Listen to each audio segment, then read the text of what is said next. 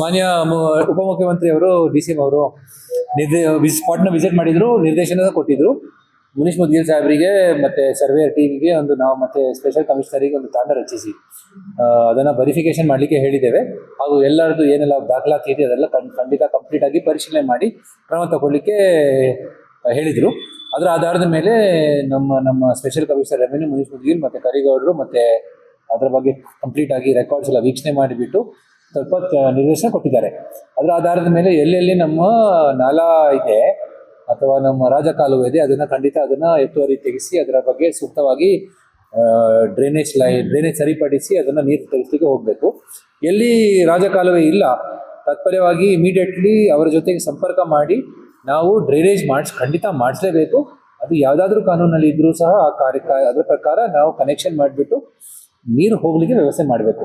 ಒಂದು 2 ಮೇನ್ ಕಾಲುವೆ ಏನು ಗೆದ್ಲಹಳ್ಳಿ ಮುಖಾಂತರ ಈಚೆ ಕಡೆ ನಮ್ಮ ಮಾದೇಪುರ ಸೈಡಿಗೆ ಹೋಗ್ತದೆ, ಅದಕ್ಕೆ ಖಂಡಿತ ಈ ನಮ್ಮ ಕಾಲುವೆಗಳು 2 ಅಥವಾ 3 ಅಡಿಷನಲ್ ಲೊಕೇಶನ್ಸ್ನಲ್ಲಿ ನಾವು ತಯಾರಿ ಮಾಡಿಸ್ಬಿಟ್ಟು ನೀರು ತಗೊಂಡು ಹೋಗ್ಲಿಕ್ಕೆ ವ್ಯವಸ್ಥೆ ಮಾಡಬೇಕು. ನಾಗವಾರ ಕೆರೆಗೆ ಹೋಗುವಂತ ದೊಡ್ಡ ರಾಜಕಾಲುವೆಗೆ ನೀರು ಬಾಲೆಗಳನ್ನ ಮಾಡಬೇಕಿದೆ. ಅದಕ್ಕೋಸ್ಕರ ಅದು ಕಂಪ್ಲೀಟ್ ವೆಚ್ಚ ಏನಿದೆ ಅದನ್ನ ಆ ಟೆಕ್ ಪಾರ್ಕ್ಗಳಿಂದಲೇ